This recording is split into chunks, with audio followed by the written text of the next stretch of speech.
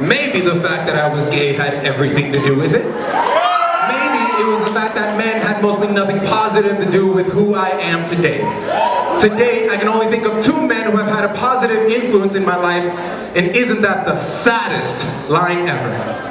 Ain't it as old as mythologies though? Stories we know all too well, characters sitting right at home or inside ourselves. I cannot remember a time where men were hella emotionally available and shit. Same can be said about any gender, but I only talk about what I know, and what I know is I have more personal male friends exposed to be sexually assaulted than I care to remind myself of. I don't know many straight dudes who could talk to a gay dude about gay sex without being concerned that he'll be the least bit associated with being interested in gay sex. Most of my straight guy friends have no problem hugging me because it is socially acceptable to hug your gay guy friend, but not your straight guy friend. And especially a real, mean something kind of hug. And isn't that how it's always been? And isn't that the stupidest justification? Crazy how most of us know it depends on how we raise our boys, what we give them permission to be. Like, who told us we could take up space squaring up to no one? Manspreading, a word that needed to be made to explain the phenomenon that men must spread themselves as if proving a damn thing. Like, this is comfort only masculinely. Or mansplaining, another needed word to explain the phenomenon I see at home between me and my sisters, or me and my friends. I, who deign to believe I am a feminist too, cannot escape a culture as slick as our ego, cause nothing can touch a man who think ain't him, ain't an ego thicker than not me, or the amazing not all guys kind of guys. Taking criticism undefended isn't masculine.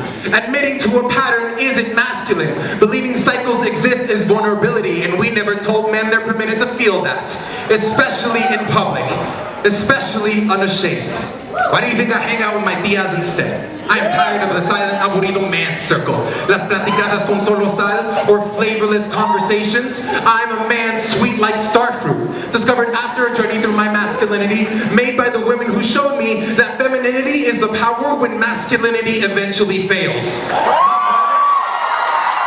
My father worked hauling up the sun up the mountain for sunrise, and sometimes even hauling the moon down for moonset, and to this day is relearning how to ask for help when he needs it, how to express his emotions in a healthy way. We just started hugging for real a few years ago, and saying I love you out in public finally feels natural. Even he, criado en el rancho con maíz, learned that the past fathers weren't the best teachers. That the belt wasn't a lesson on discipline, but survival and later forgiveness. That being strong and never weak put men on a trail of 2 paths. Why do you think we get set off course so easy? Because no human is meant to be restricted to lanes.